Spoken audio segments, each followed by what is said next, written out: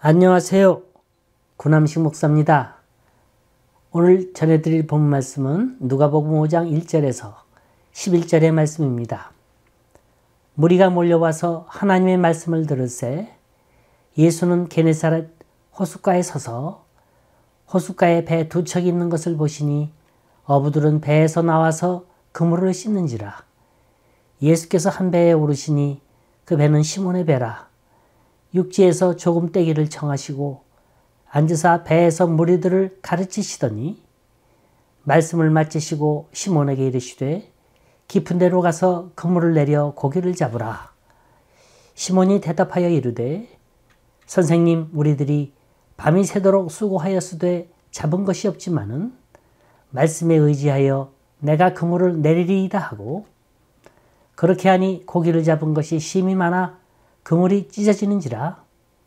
이에 다른 배에 있는 동무들에게 손짓하여 와서 도와달라 하니 그들이 와서 두 배의 채움에 잠기게 되었더라.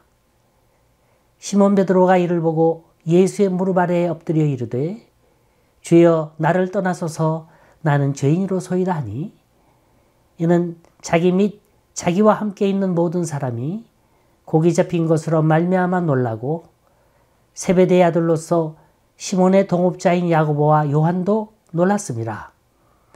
예수께서 시몬에게 이르시되 무서워하지 말라.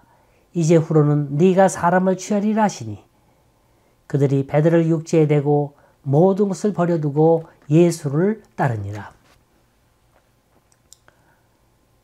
여러분, 믿음이라는 게 뭡니까? 믿음이란 들음에서 나는 거예요. 하나님 말씀 듣고 그 말씀을 행동으로 옮길 때 여기서 능력의 역사가 나타나는 겁니다. 이 세상엔 하나님 말씀을 들으면서 반응하는 여러 부류의 사람이 있습니다.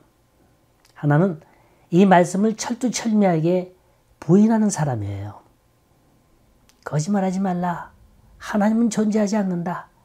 성경에 나오는 얘기는 모두 동화나 우화 같은 얘기지 실제는 아니다. 하나님을 믿으려면 차라리 내 힘과 돈을 믿겠다. 둘은 조건부의 믿음이에요. 하나님이 계신지 안 계신지 잘 모르겠지만 내 조건 들어주시면 믿겠다고 그럽니다. 셋, 이지적인 믿음입니다. 이런 사람은 성경도 잘 알고 하나님이 계신다는 것도 잘 알아요. 근데 가만히 생각해 보니까 하나님 믿는 게 오히려 손해거든요. 아무리 생각해봐도 수지 계산이 안 맞거든요. 그러니까 애써 찾은 하나님을 난 필요가 없다고 물리치는 겁니다.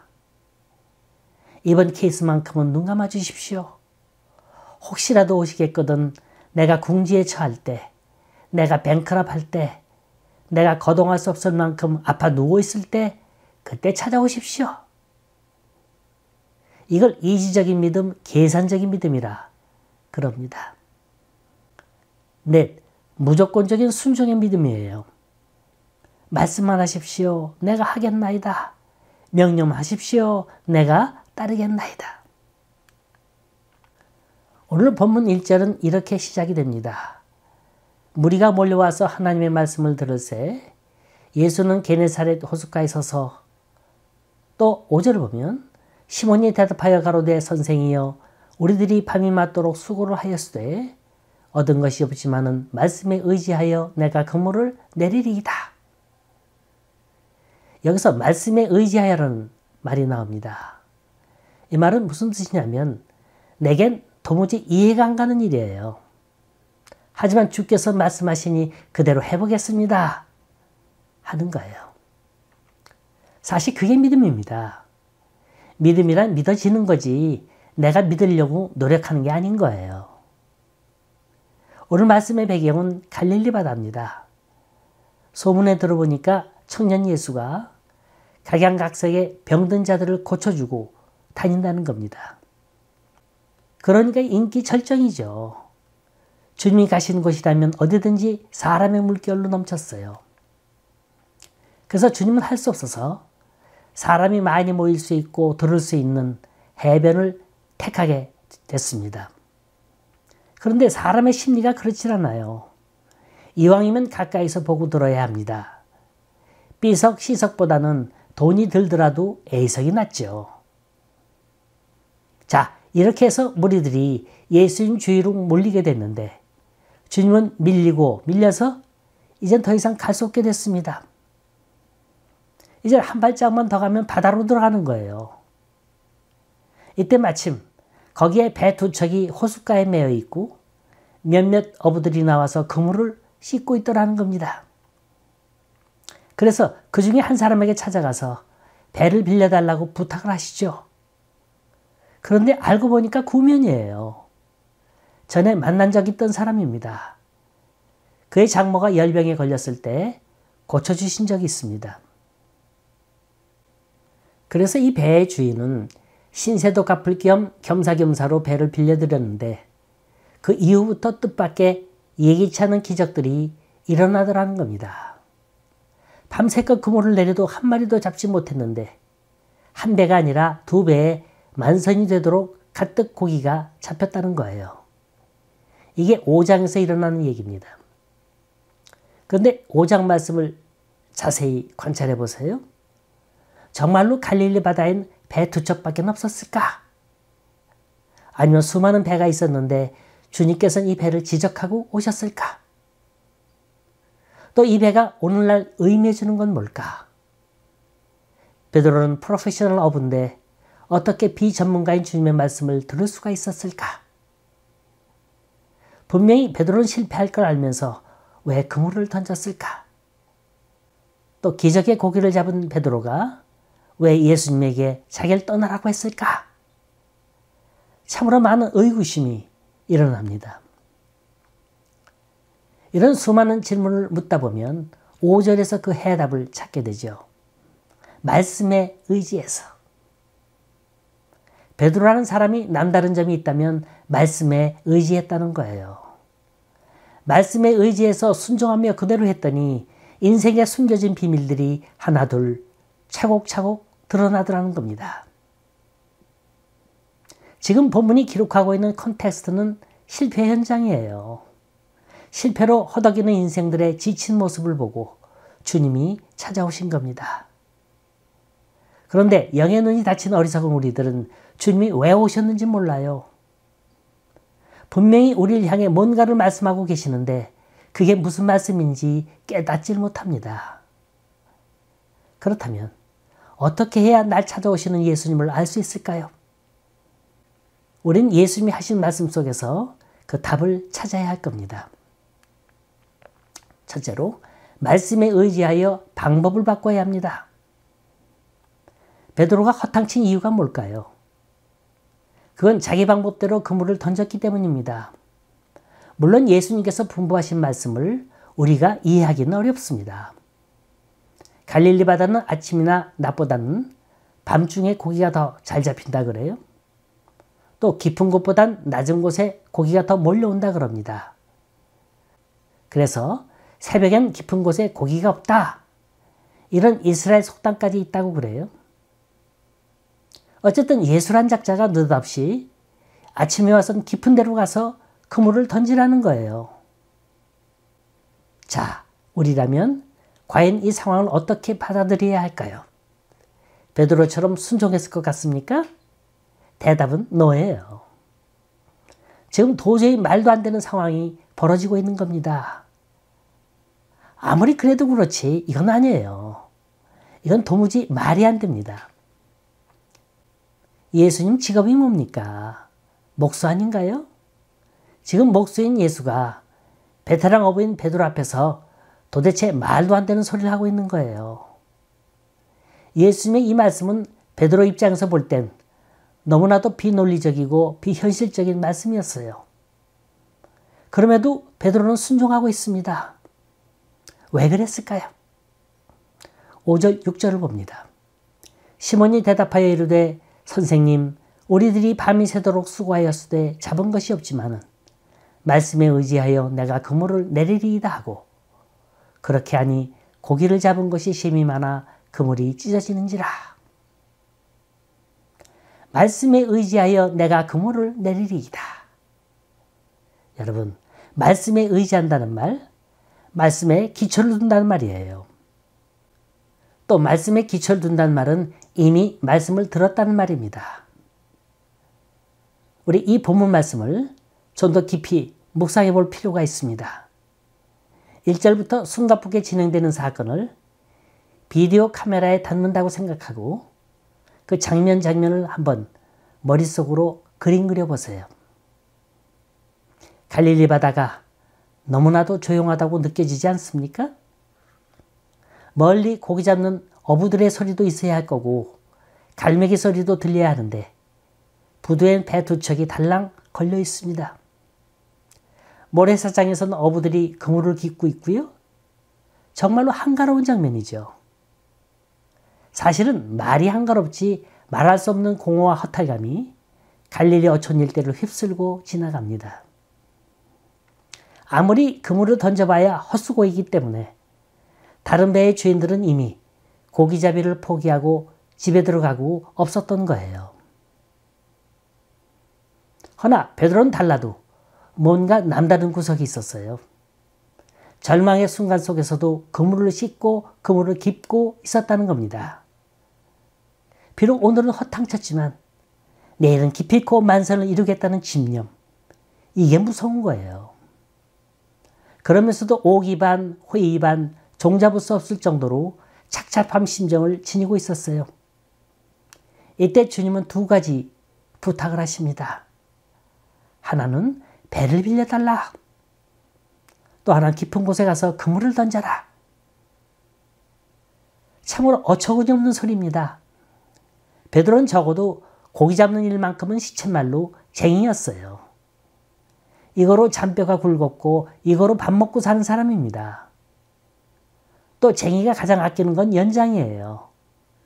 사진사에게 사진기 빌려달라 그러지 않아요. 택시기사에게 오늘 하루 차 좀 빌려달라 그러지 않습니다.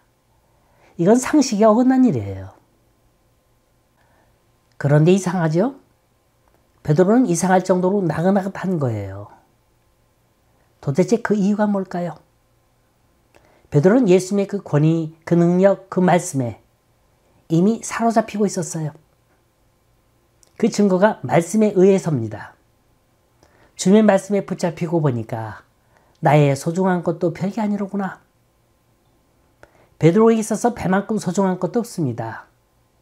배는 그에게 있어서 재산 목록 1호예요. 그런데 그 소중한 걸 예수님의 부탁이 떨어지자마자 빌려줬다는 겁니다. 자, 우리라면 과연 그렇게 할 수 있겠습니까? 우리가 가장 아끼고 소중히 여기는 게 있다면 그게 뭡니까? 비즈니스입니까? 직장입니까? 학교인가요? 친구입니까? 아니면 사랑하는 가족인가요? 우린 돈, 인기, 명예, 권세를 너무나도 좋아합니다. 이걸 내 손에 쥐기 위해서라면 무슨 짓이라도 다 하려 할 거예요. 그런데 그걸 날 위해서 좀 빌려달라. 그러면 주님께 빌려드리겠습니까? 사실은 빌린다는 게 빌려주는 게 아니죠. 오히려 반대로 되돌려 받는 겁니다. 한번 나에게 네 걸 빌려줘봐라.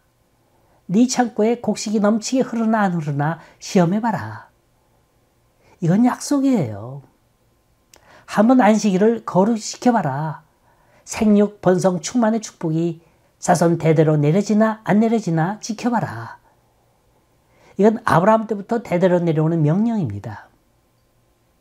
많이 빌려드리면 많이 돌려받고 적게 빌려드리면 적게 돌려받는다는 걸 믿으시기 바랍니다.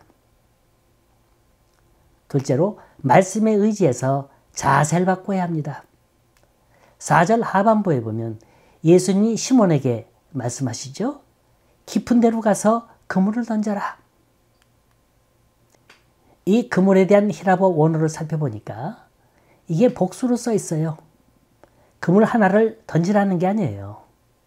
4개의 그물이 있다면 있는 대로 다 던져라. 그런 말입니다. 그런데요.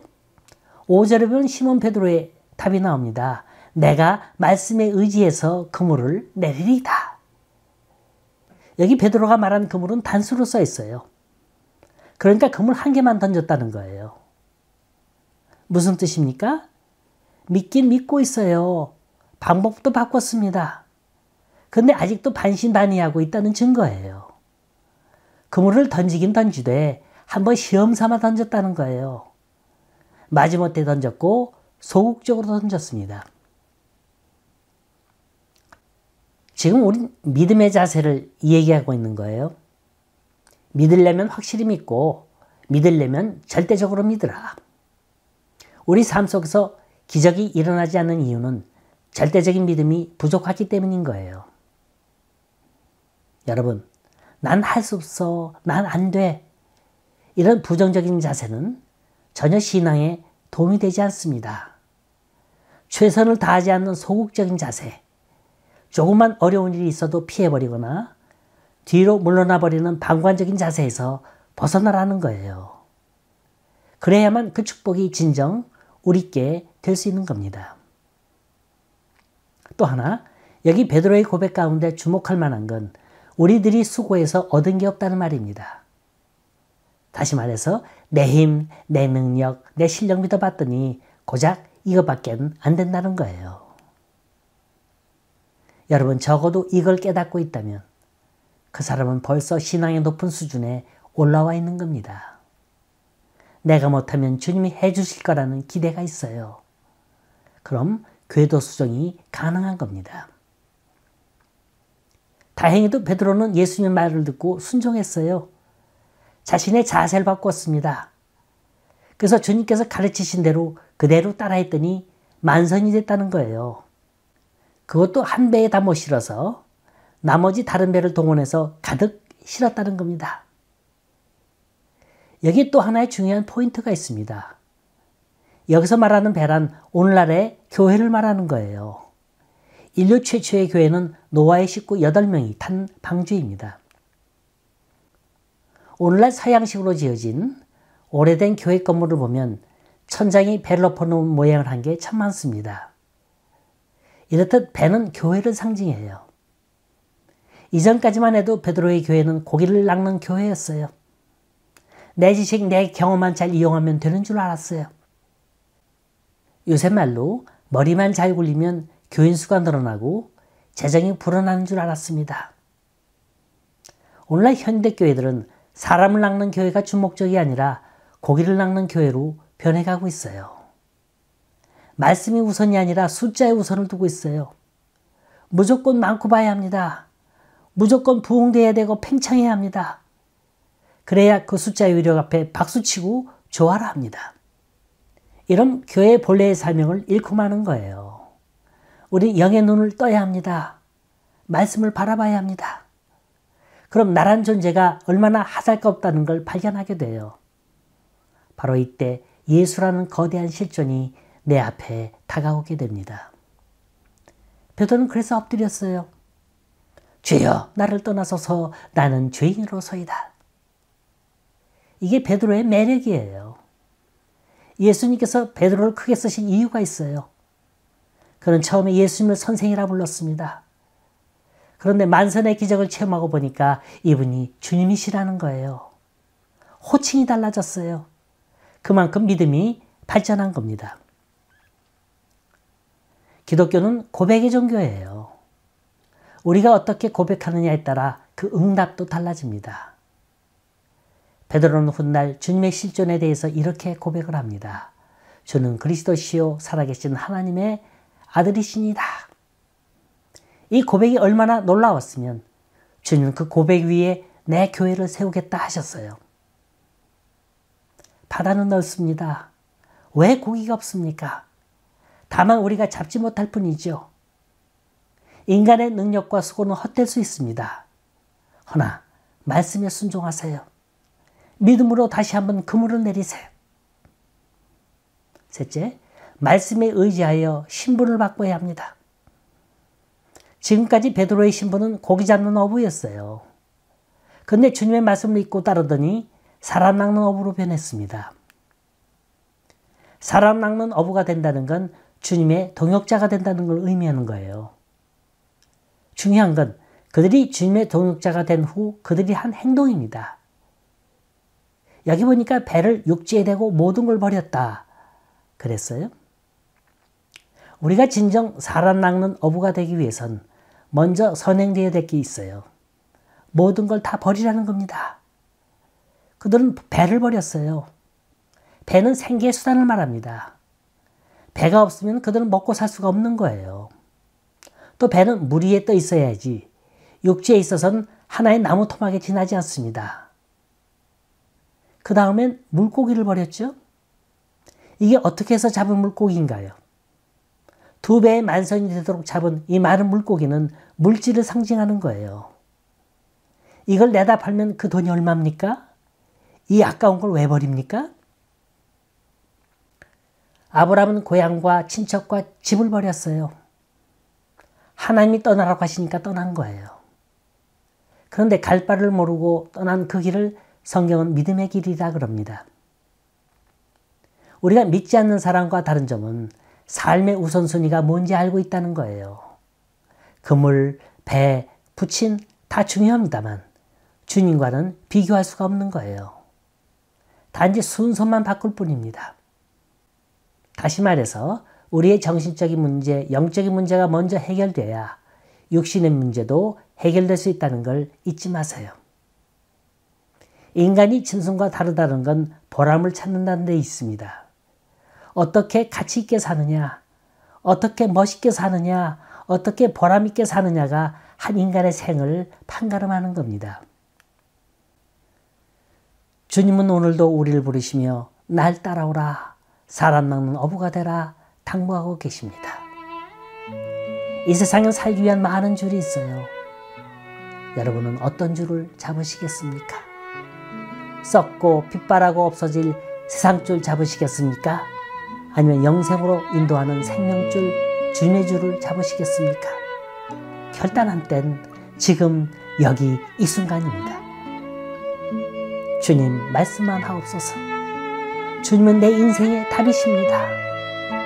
주여 내가 여기 있나이다. 주님 나를 평화의 도구로, 나를 사랑의 도구로 써 주옵소서.